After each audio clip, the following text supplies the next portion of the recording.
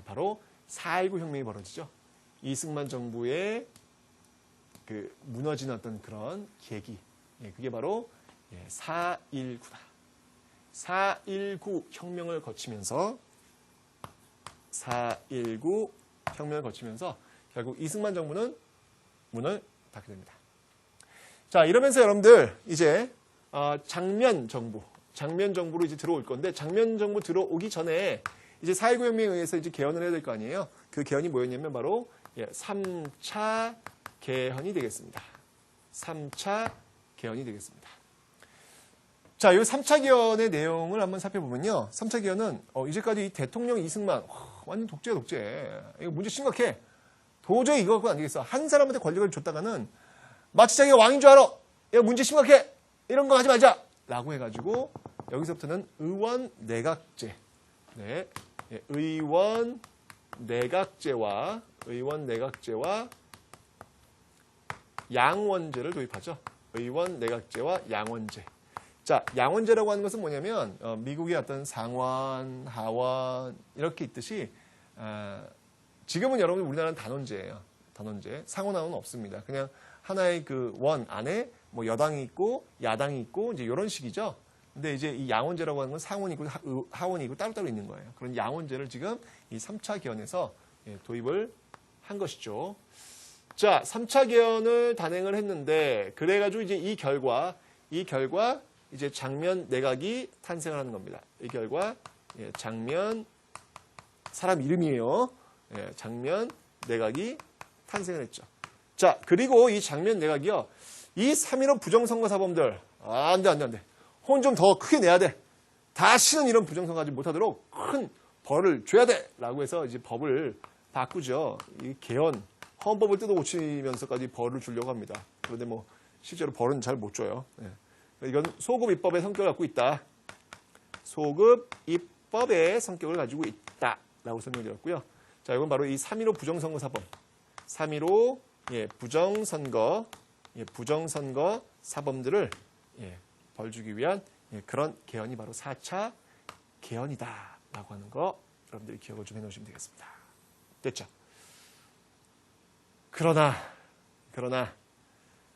이렇게 해서 이 4.19 혁명에 의해서 들어섰던 이 장면 내각은요. 결국은 이 5.16 군사정변, 이 5.16 군사정변에 의해서 결국은 다시 무너지게 되죠. 이러면서 또 한번 다시 또 이제 바뀌게 됩니다. 자, 이게 바로 5.16 군사정변이다. 라는 것이죠. 5.16 군사정변이다. 라는 겁니다. 자, 이러면서 이제 박정희 정부가 들어서게 됩니다. 박정희 정부가 들어서게 되겠죠. 군사정권이 들어오게 되는 거예요. 자, 요 박정희 정권으로 넘어가기 전에 요 앞에 있었던 흐름 한번 다시 한번 확인하고요. 그럼 넘어가 보도록 하겠습니다. 자, 재헌헌법. 이승만 정부를 탄생시켰던 그런 법이죠. 대통령 간선제에 의해서 국회에서 지금 이승만 뽑았습니다. 자, 그리고 1차 개헌. 대통령 이 간선제 이제 안 된단 말이에요. 50년 총선 때문에 8차 개헌, 대통령 직선제. 그리고 2번 했으니까 한 번 더. 앞으로 계속 더. 그래서 이제 2차 개헌, 4.4 5.1 개헌, 초대 대통령이 3선 제한. 그리고 나서 3.15 부정선거로 빵! 4.19 혁명 터졌죠.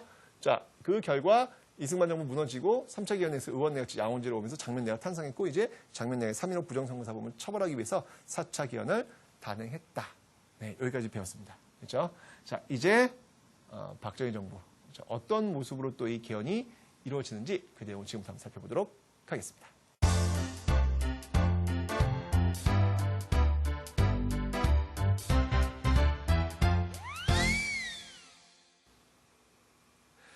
자, 이제 박정희 정부가 출범해야 될 텐데 그 전에 그 5.16 군사정변으로 정권을 장악하면서 비상기구 하나 만들잖아요. 그 기구가 뭐죠? 그렇죠. 그게 바로 국가재건 최고회의입니다. 국가재건 최고회의를 만들게 되죠. 자, 이런 국가재건 최고회의를 중심으로 해가지고 느르르르르 그냥 헌법에 다 뜯어 고칩니다. 자, 그래서 만들어진 헌법이 뭔가요? 그게 바로 5차 개헌이 되겠습니다. 5차 개헌. 자, 지금 박정희가 대통령이 돼야 되겠죠. 근데 지금 헌법이 지금 의원내각제 양원제란 말이에요.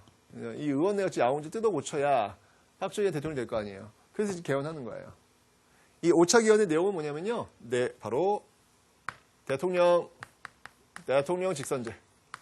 대통령 직선제로 가는 것이죠. 와 다시 단원제로 가고 있더라. 이게 이제 5차 개헌의 가장 중요한 내용이 되겠습니다. 네, 이 5차 개헌을 통해 가지고 이제 드디어 박정희 정부가 탄생합니다. 박정희 정부가 탄생을 해서 이제 이 박정희 정부는요, 뭐 1, 2차 경제개발 계획 이런 것들을 쭉 이어나가고 있죠. 그 경제개발하기 위해서 필요했던 돈을 어디서 끌고 온다고 제가 설명드렸습니까? 네, 그렇죠. 바로 한일 수교, 그 다음에 이제 베트남의 파병. 자, 이런 걸 통해서 경제개발 계획을 단행하고 있더라. 근데 여러분들 이 경제개발 계획은요, 사실은 이 장면 정부에서 이미 만들어진 거예요. 만들어진 거고, 이제 그걸 가져와서 이 박정희 정부에서 지금 시행을 한 것이죠. 경제개발 계획을 하기 위해서 돈이 필요했단 말이죠. 그래서 뭐 한일 수교라든지, 그 다음에 이제 베트남에 파병을 한다든지, 이런 방식을 통해 가지고 경제개발을 지금 이뤄내고 있습니다. 자, 그래서 여러분들 대통령 2번 했어요. 이 5차 개헌에 의해서 대통령 2번 했단 말이에요. 국민들도 경제개발이라고 하는 어떤 그런 정부 정책의 목표, 이런 것들에 대해서 뭐 동의했기 때문에 이제 2번 됐겠죠. 그죠? 그런데 이제 그만둬야지, 이제 2번 했으니까. 2번이 끝이잖아요, 끝. 그런데 또 하고 싶어요. 네, 또 하고 싶어요. 그러면서, 근데 지금 법상으로는 지금 2번밖에 못 하거든요. 그럼 어떻게 해요?